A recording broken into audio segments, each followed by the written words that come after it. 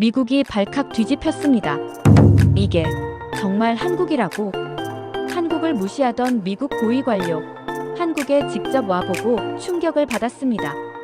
기술보다 사람을 먼저 생각하는 나라, 그걸 깨닫는 순간 아시아 후진국이라는 그의 신념이 크게 흔들렸습니다. 한국에 도착하면 그동안 경험해보지 못한 새로운 기술이 눈앞에 펼쳐지게 됩니다. 한국 공항에 들어서는 순간부터 전 세계인 누구나 깜짝 놀라게 되는 일. 이 놀라운 이야기를 지금부터 들려드리겠습니다. 시작하기 전에 구독과 좋아요를 눌러주시면 영상 제작에 큰 힘이 됩니다. 안녕하세요. 저는 미 교통부 교통정책연구관으로 20년 이상 근무한 디터 브루너라고 합니다.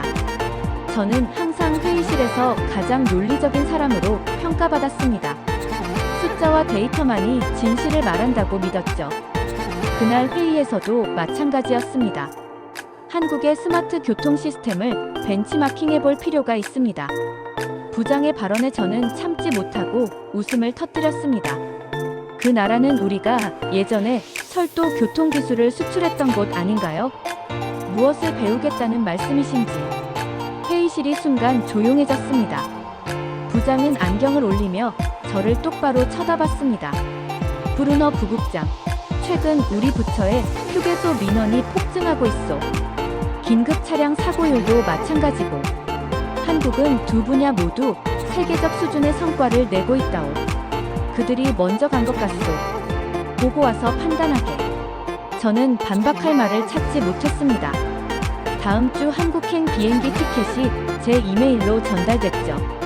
공항으로 향하는 택시 안에서 저는 워싱턴 거리를 바라보았습니다. 정밀하게 계산된 신호등, 효율적인 교통 흐름, 세계 최고의 엔지니어링이 만들어낸 도시였습니다. 이보다 더 완벽한 시스템이 어디 있을까요? 세상에, 한국이라니. 비행기에 오르며 중얼거렸습니다. 창밖으로 줄어드는 워싱턴을 바라보며 저는 한숨을 내쉬었습니다. 아마도 일주일 후면 우리가 옳았다는 보고서를 들고 돌아오겠지. 비행기는 높이 올라갔고 저는 제 노트북을 열었습니다. 한국에 대한 사전 조사를 시작했지만 솔직히 큰 기대는 없었습니다. 비행기가 구름 위로 솟아오를 때까지도 저는 제 생각이 완전히 뒤집힐 거라곤 상상조차 못했습니다. 인천국제공항에 정확히 예정 시간에 도착했습니다. 비행기가 착륙하는 순간 제 휴대폰의 환영 메시지와 함께 공항 내 이동 안내가 전송됐죠. 저도 모르게 눈썹이 올라갔습니다. 입국 심사대로 향하는 길에 처음 놀란 것은 자동화된 시스템이었습니다. 미국에서도 자동화는 진행 중이지만 이곳의 속도감은 달랐습니다. 제 앞에 늘어선 긴 줄은 10분 만에 사라졌습니다. 서울로 향하는 공항버스에 올랐습니다. 창밖을 바라보니 고속도로 위로 달리는 전자표지판이 실시간으로 교통 상황을 알려주고 있었습니다. 표지판들은 단순히 정보를 제공하는 것을 넘어 운전자들에게 최적의 경로를 제안하고 있었죠. 서울 도심에 들어서자 또 다른 충격이 저를 기다리고 있었습니다. 횡단보도에 설치된 LED 바닥 신호등, 신호 변경까지. 남은 시간을 보여주는 카운트다운, 보행자를 위한 바닥 유도선까지. 이런 건 워싱턴에서도 보지 못했습니다. 화려하긴 한데 실용성은 글쎄요. 혼잣말을 했지만 곧이어 만난 한국도로교통공단 직원이 건넨 자료 한 장에 말문이 막혔습니다. 이 시스템 도입 후 횡단보도 사고율이 30% 이상 감소했다는 통계였습니다. 호텔방에 도착해 창문을 열었습니다. 서울의 밤은 화려했지만 제 머릿속은 혼란스러웠습니다. 노트북을 열어 첫날의 인상을 기록하면서 처음으로 의문이 들었습니다. 내가 정말로 이해하고 있던 걸까? 아니면 단순히 믿고 싶었던 걸까? 다음 날 아침, 한국도로교통공단의 안내로 교통관제센터를 방문했습니다. 센터에 발을 들이는 순간 제 생각은 완전히 달라졌죠. 이곳에서는 AI가 교통신호를 실시간으로 제어합니다. 교통량을 예측하는 것이 아니라 실제 상황에 맞춰 즉각 대응하죠. 안내원의 설명에 저는 고개를 갸웃했습니다. 미국에서도 스마트 신호 시스템은 있지만 대부분 과거 데이터를 기반으로 한 예측에 의존합니다. 실시간 대응이라는 개념은 우리도 여전히 연구 단계였죠. 그렇다면 사고나 돌발 상황이 발생하면 어떻게 대처하나요? 제 질문에 안내원은 미소를 지으며 대형 스크린을 가리켰습니다. 그곳에는 도시 전체가 실시간으로 모니터링되고 있었고 어느 지역에서 사고가 발생하자 즉시 주변 신호 체계가 재조정되는 모습이 보였습니다. 5분 안에 현장에 긴급 차량이 도착했습니다. 이건 세계 최고 수준이죠. 제 입에서 감탄사가 나왔습니다. 워싱턴에서라면 최소 15분은 걸릴 일이었습니다. 우리는 예측한다. 한국은 반응한다. 제가 중얼거리자 안내원이 고개를 끄덕였습니다. 맞습니다. 미국 시스템은 정교한 예측에 기반합니다. 하지만 우리는 그것보다 더 중요한 것이 지금이라고 생각했습니다. 관제센터를 나오면서 저는 혼란스러웠습니다. 공학도로서 평생 예측과 대비가 최선의 시스템이라 믿어왔습니다. 하지만 지금 본 것은 완전히 다른 철학이었죠. 그리고 더 충격적인 것은 그 시스템이 효과적으로 작동하고 있다는 사실이었습니다. 오후에는 강남 일대를 둘러보기로 했습니다. 제가 탄 택시가 신호에 걸려 멈춰 섰을 때였습니다. 갑자기 멀리서 사이렌 소리가 들려왔습니다. 그 순간 놀라운 광경이 펼쳐졌습니다. 사이렌 소리가 들리자마자 도로 위의 차들이 마치 약속이라도 한 듯 도로 가장자리로 비켜서기 시작했습니다. 몇 초 만에 도로 중앙에는 구급차가 지나갈 수 있는 넓은 통로가 생겼죠. 이건 정말 놀랍군요. 택시 기사님이 자랑스럽게 말했습니다. 미국에서는 안 그런가요? 여기선 당연한 일인데요. 누군가의 생명이 위급한데 내가 몇 분 양보 못할 이유가 없잖아요. 그의 말에 저는 할 말을 잃었습니다. 미국에서도 법적으로는 긴급 차량의 길을 양보해야 하지만 이렇게 즉각적이고 조직적인 반응은 보지 못했습니다. 이런 시민의식은 어떻게 형성된 건가요? 기사님은 잠시 생각하더니 대답했습니다.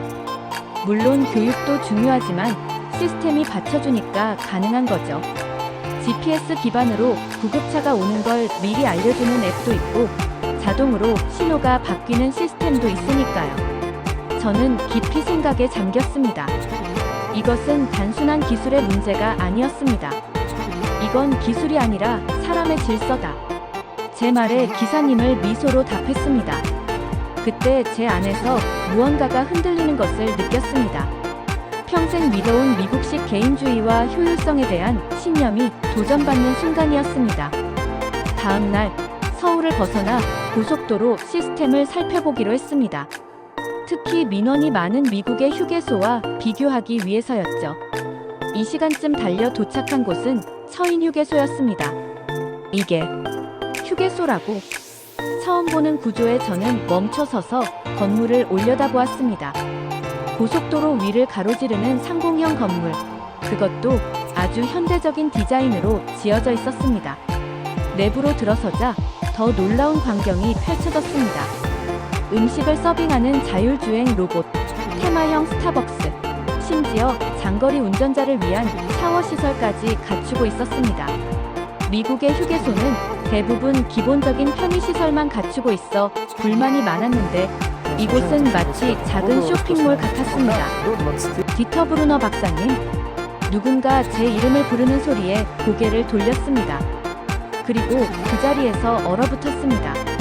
정수진 박사, 20여 년 전 미국 교통정책연구소에서 함께 연구했던 한국인 동료였습니다.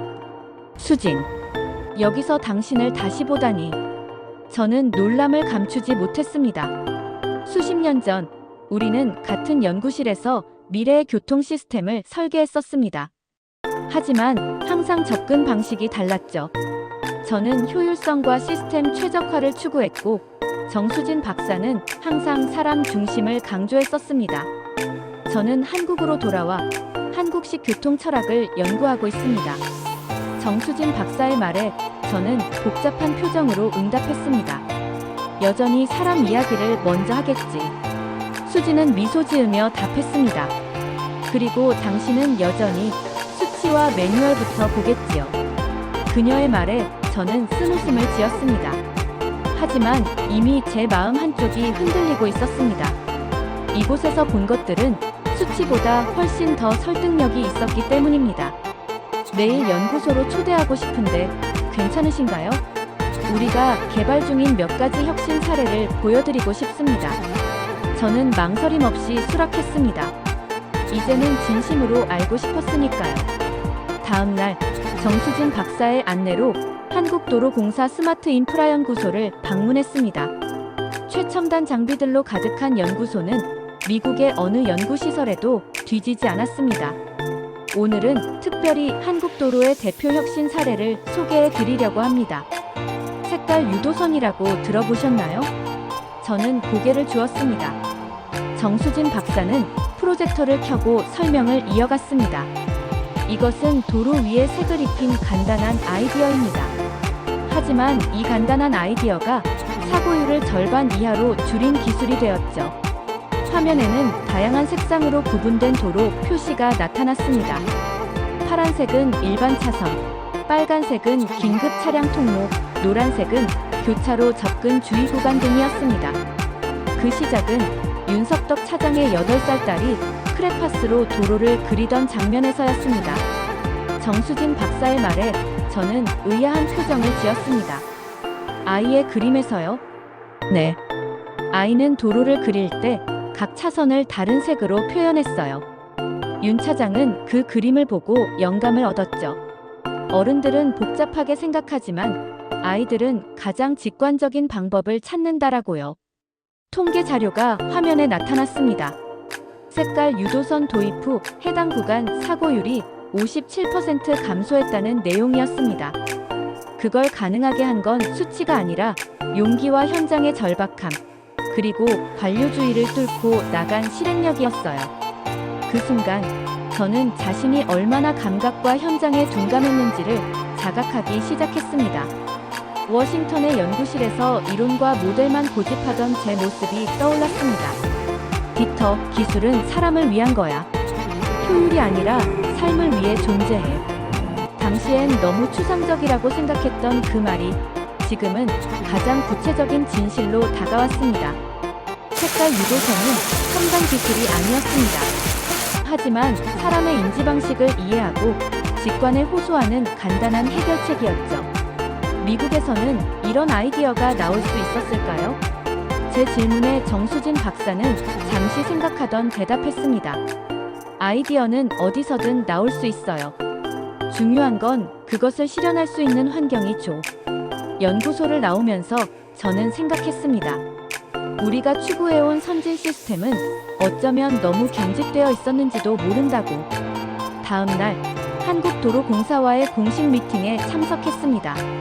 솔직히 말하면 이 미팅은 형식적인 절차라고 생각했습니다. 저는 발표 자료도 준비하지 않았죠. 회의실에 들어서자 여러 임원들이 자리하고 있었고 정수진 박사가 발표자로 나섰습니다. 그녀가 프레젠테이션을 시작하자 저는 점점 말을 잃어갔습니다.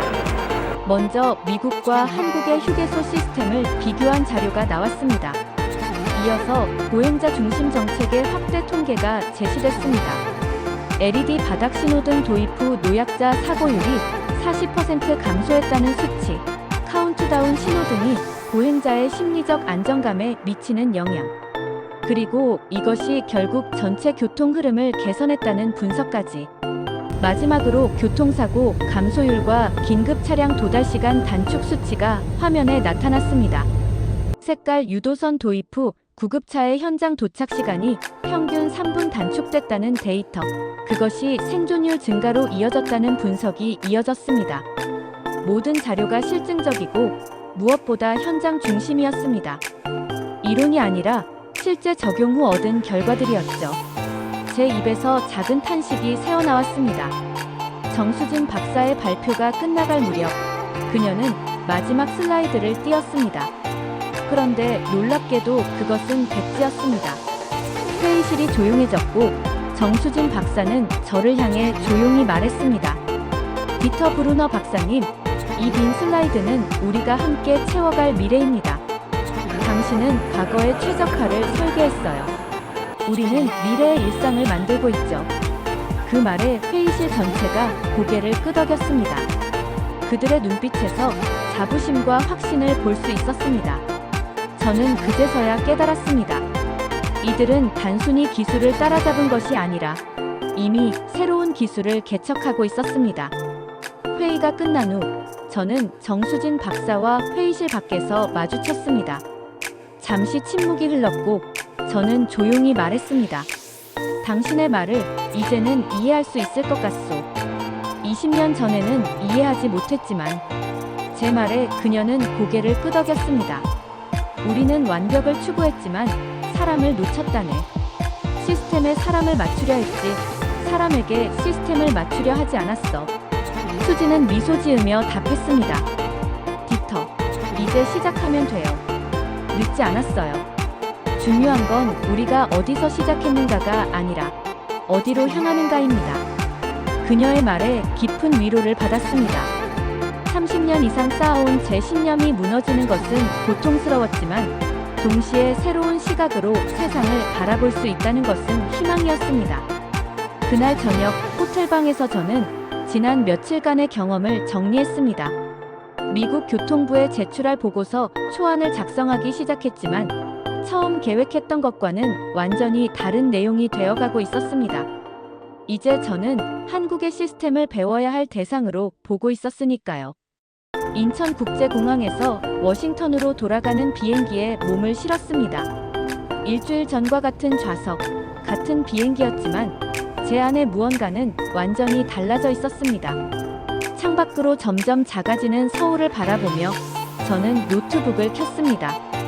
새로 쓸 보고서 초안의 제목부터 고민했습니다. 처음에는 한국의 교통 시스템 분석이라고 쓰려다가 지우고 다시 썼습니다.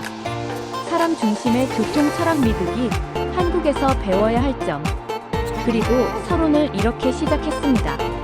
한국의 교통 시스템은 단순히 기술이 아니다. 그것은 사람의 삶을 배려하는 구조이며 그것을 구현해낸 것은 시스템이 아닌 사람들의 의지였다. 비행기가 구름 위로 올라가자 지난 일주일간의 경험이 주마등처럼 스쳐 지나갔습니다.